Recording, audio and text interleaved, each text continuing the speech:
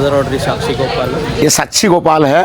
ये भगवान साक्षी देने के लिए मथुरा वृंदावन से 2 जन ब्राह्मण का साथ आए थे। एक थे वृद्ध ब्राह्मण, एक थे युवक ब्राह्मण। वृद्ध ब्राह्मण जो जमींदार ब्राह्मण, उनका मन हुआ घूमने के लिए। यहाँ एक युवक ब्राह्मण था, यहाँ भिक्षापूर्ति करके चल रहा था। युवक ब्राह्मण बोला, आप तो यहाँ भिक्षापूर्ति करके चल रहे हो, हमारा साथ चारों धाम करने चलो, हम तुमको कोई जायदाद देगा, जमीन बाड़ी देगा और सोना चांदी देगा। दोनों ब्राह्मण तीर्थ करने निकल पड़े। पहले कलिजुग का धाम जगन्नाथ दर्शन किए, उसका बाद गए रामेश्वरम। त्रेता युग का धाम है राम अवतार, रामेश्वर दर्शन किए। रामेश्वर एक ज्योतिर्लिंग है, एक ही धाम है। रामेश्वर दर्शन करके जाके बद्री विशाल उत्तराखंड देवभूमि है। उत्तराखंड केदारनाथ, बद्रीनाथ, गंगोत्री, यमुनोत्री, ये उत्तराखंड का 4 धाम है। और कलिजुग का 4 धाम है जगन्नाथ, रामेश्वरम, द्वारिका और बद्री विशाल। बद्री विशाल को दर्शन करके लास्ट में जाके पहुँचे द्वारिका, गुजरात में है द्वारिका देश। ये द्वापर युग का दौर का है, कृष्ण अवतार है। द्वारिका दर्शन करके लास्ट में पहुँच गए जाके वृंदावन, जहाँ पर कृष्ण जी का बचपन गुजारा था। दोनों ब्राह्मण जब यहाँ पहुँच गए, सारा वृंदावन घूमते घूमते जमुना किनारे, जो काला मूर्ति आप देखेगा साक्षी गोपाल, जो भीतर आप देखें उनका मंदिर था जमुना किनारे। जमुना जो है, जमुना किनारे केसी घाट का पर उनका मंदिर था। यहाँ पर दोनों ब्राह्मण जाके विश्राम करे।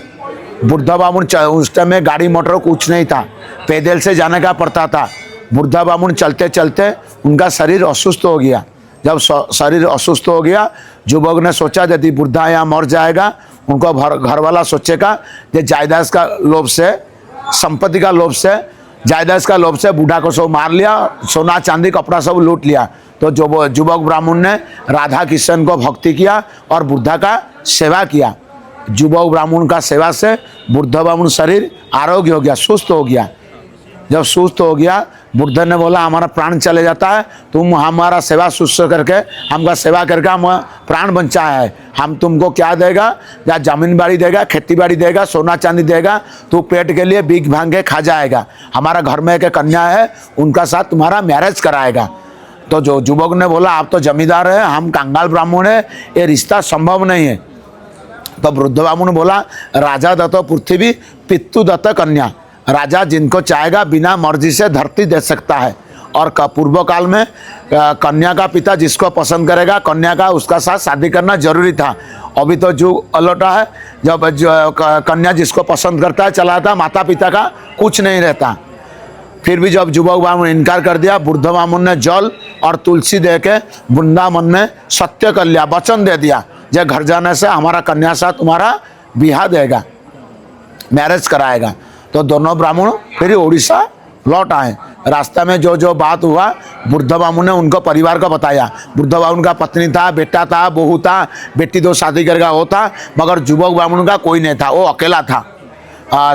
बुढ़ा का घर वाला बोले कैसा टूर हुआ ना, ऐसा सब टूर हमारा अच्छा हुआ, हमारा तबीयत पूरा बिगड़ गया था, युवक ने हमारा सेवा करके प्राण बचाया है, हम उनको कन्यादान के लिए वचन दे दिए थे। तो बुढ़ा बाबू का परिवार ने सब बुढ़ा का ऊपर डांटने पड़े, वो कंगाल है, वो हमारा बहन का शादी का जरूर बराबर का नहीं है, हम उनका साथ हमारा बेटी को बहन को शादी नहीं कराएगा ना, हम तो वचन दे के आया, क्या करेंगे ना, आप बोल देगा हमें तबीयत खराब था, बुखार था, हम क्या वचन दिए हमारा याद नहीं है। तो युवक ब्राह्मण ने बूढ़ा ब्राह्मण ने घर वाला का चक्कर में आ गया। जब युवक ब्राह्मण का मैरिज का समय आ गया, वो जाके बुढ़ा का दरवाजा खटखटाया, हमको कन्या जी मैरिज के लिए। तो बुढ़ा ब्राह्मण ने द्वार पर आके मना कर दिया, ये कोई हम वचन नहीं दिए, तुम यदि द्वार पर आयो पहले सोना चांदी जमीन लेके भाग जाओ, हम हमारा कन्या के साथ तुम्हारा ब्याह नहीं देंगे ना। अब तो यहाँ प्रॉमिस किया था, संकल्प किया था ना, नहीं वो हमारा दिमाग काम नहीं करता था, बुखार था, हमारा याददाश्त काम नहीं करता, हम कोई वचन नहीं, हमारा याद नहीं है। तो युवक ने बोला हमको जमीन मानी सोना चांदी कुछ नहीं चाहिए, देना है तो आपको कन्या दियो, हम ब्याह करेंगे, नहीं तो हम फिर वापस चला जाएंगे। फिर युवक ब्राह्मण ने द्वार पर से वो रिटर्न चलाया।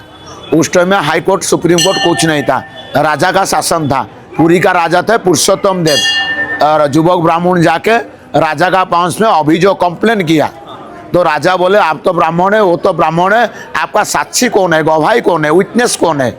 ना हमारा कोई मानो साक्षी नहीं है, केसी घाट का ऊपर राधा किशन साक्षी है ना। तुम यदि साक्षी लेकर आएगा तुम्हारा केस विचार होगा, नहीं तो बल जिसका राज्य इसका। जो बुद्ध ब्राह्मण जमींदार ब्राह्मण उच्चकुल ब्राह्मण उनका पास में न्याय जाएगा। तो युवक ब्राह्मण ने कुछ समय मांगा, राजा ने 2 महीना का समय दे दिया। फिर युवक ब्राह्मण गया जगन्नाथपुरी से, फिर वृंदावन गया, कुछ खाया नहीं कुछ पिया नहीं, भूखा पैसा 6 दिन हो गया। 6 दिन कुछ खाया नहीं कुछ नहीं। जब 7 दिन का होगा मंदिर का भीतर से आवाज आया, शून्यवाणी जिसको बोलते, आवाज आया, आवाज, हे युवक तुम उड़ीसा लौट जाओ, हम राजा को बताएंगे जो युवक ब्राह्मण बताता है सत्य है और बुद्ध ब्राह्मण सत्य भंग कर रहा है परिवार का चक्कर में ना। नहीं नहीं, हम राजा को स्वप्न तुम चले जाओ ना, नहीं हम नहीं जाएंगे, आपको लेने बिना, साक्षी लेने बिना हम उड़ीसा लौटेंगे नहीं।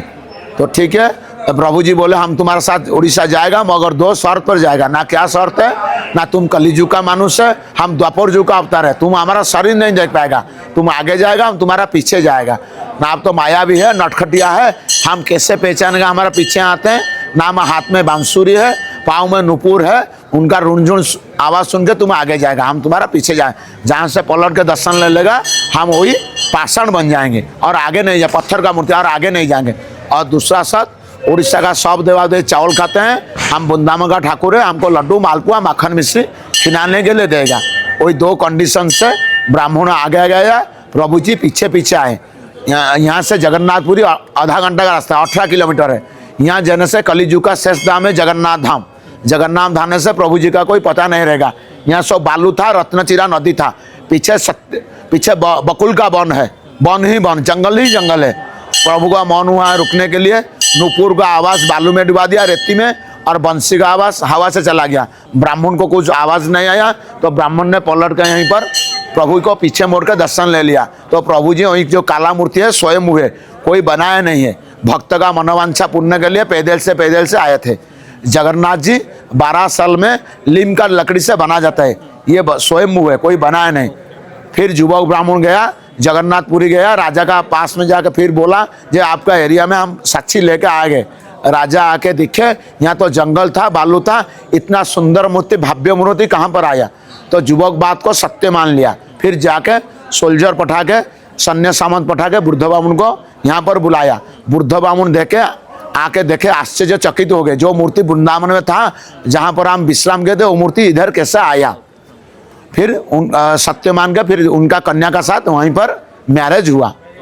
इसीलिए जो 4 धाम करके आएगा, रामनाथ, बद्रिकानाथ, द्वारिकानाथ, जगन्नाथ, इनको साक्षी मानने से आपका यात्रा सफल होता है। ये तीर्थ का महात्म्य है। जब और जब चैतन्य महाप्रभु का उड़ीसा, पहले वैष्णव शैव धर्म था, चैतन्य महाप्रभु का उड़ीसा जब आगमन हुआ 1833 मसीहा में, बोले राधा बिना कृष्ण जीवन अधूरा है, पत्नी का बिना पति का जीवन अधूरा है, यहाँ राधिका मूर्ति प्रतिष्ठा करो, नहीं तो कन्हैया फिर वृंदावन भाग जाएगा।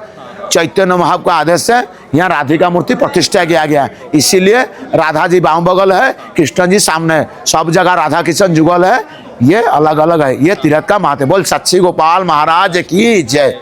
राधे राधे राधे राधे।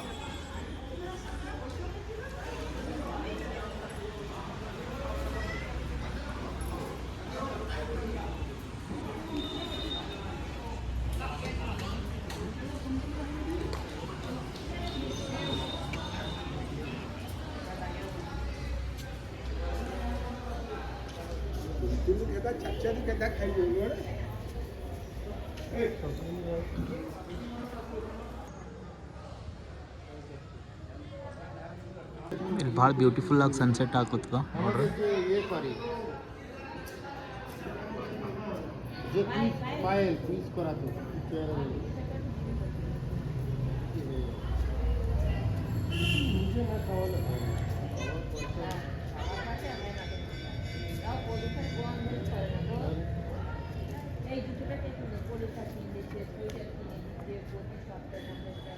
ಅದ ನೋಡ್ರಿ ಸಾಕ್ಷಿ ಗೋಪಾಲ್ ಮಂದಿರ.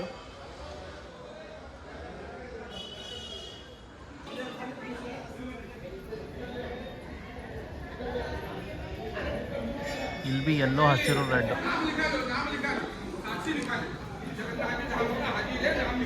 ಇದು ಸಾಕ್ಷಿ ಗೋಪಾಲ್ ಮಂದಿರ ಅದ.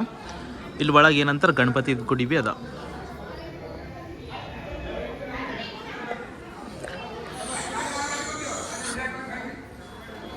ಹಿಂಗ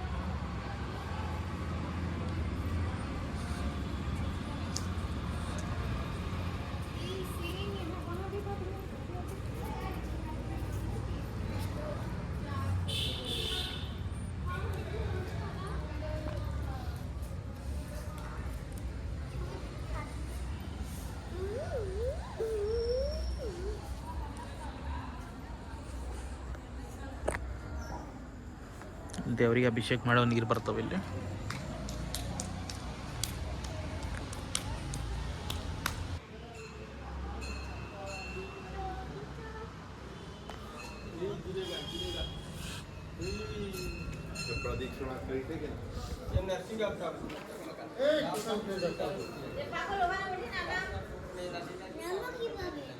উঠলি কিভাবে অন্ধারা